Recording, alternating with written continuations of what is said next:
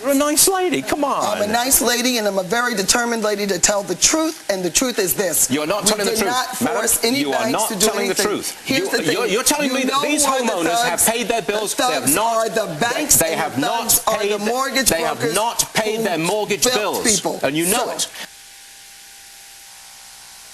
Bad financial decisions. So when our Stu Varney learned that the left-wing group ACORN was staging national protests on behalf of those who couldn't pay their bills, excuse me, he invited ACORN on his show, and here's a look at what happened. Starting today, the non-profit group ACORN, the Association of Community Organizations for Reform Now, is staging protests in 7 U.S. cities. ACORN members are squatting in foreclosed homes, preventing delinquent borrowers from eviction. One of the cities where this is taking place is New York, and I'm joined now by Bertha Lewis, the Executive Director for the New York branch of ACORN. Bertha, welcome to the program. Thank you very much, Stuart. Do you think that you've got a right for these houses?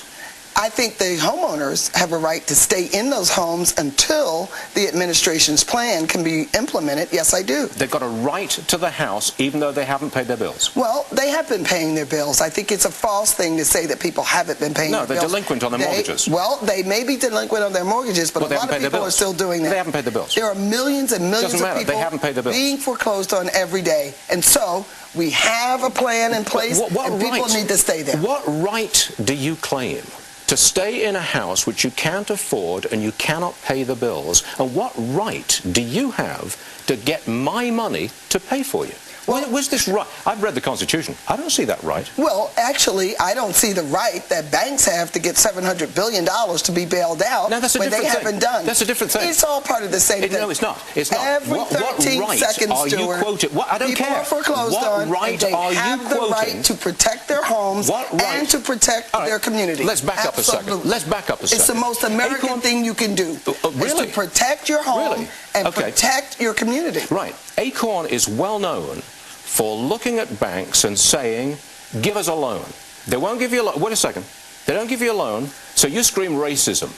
You then invade their offices, you demonstrate outside the private homes of bank executives, you embarrass the bank, and you force them to give you loans on favorable terms. Now, those loans cannot be repaid. You will not leave those homes, and you're claiming a right to stay in them and have a right to my money to make sure you stay in them.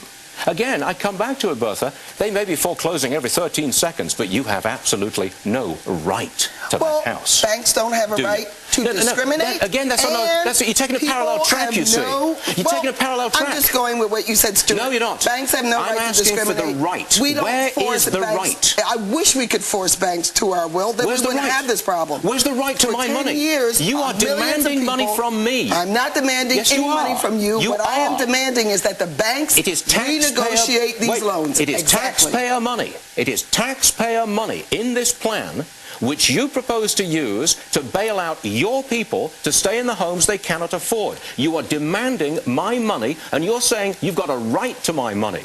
It is no excuse to go on a parallel track and say, well, the banks have no right to $700 billion. That's not the point, madam. You are demanding my money directly to your people, and that's wrong. Well, first of all, these are not my people. These are millions and millions of hardworking homeowners who are paying their bills, have been paying their bills. They are not paying their bills. Here's the thing. I can't let you get away with this. They're not paying their bills.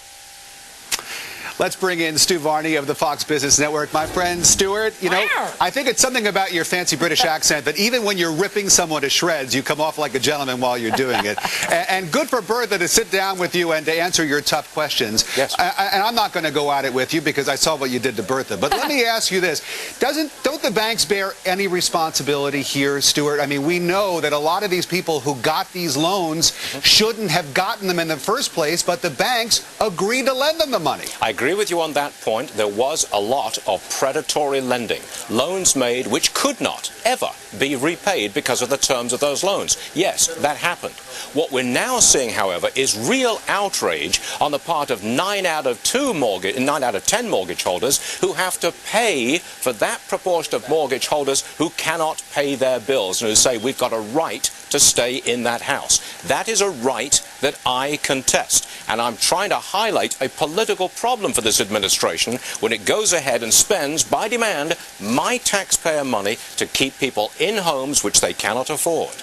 Do you have an alternative plan then, Stuart? I mean, then let's put the liars and the cheats aside, because I don't think anybody would argue that none of them deserves any kind of help when it comes to this. Look, but what about those people who have lost their jobs and who are struggling to pay their bills, and not just their mortgage bills? Let's talk about putting food on the table.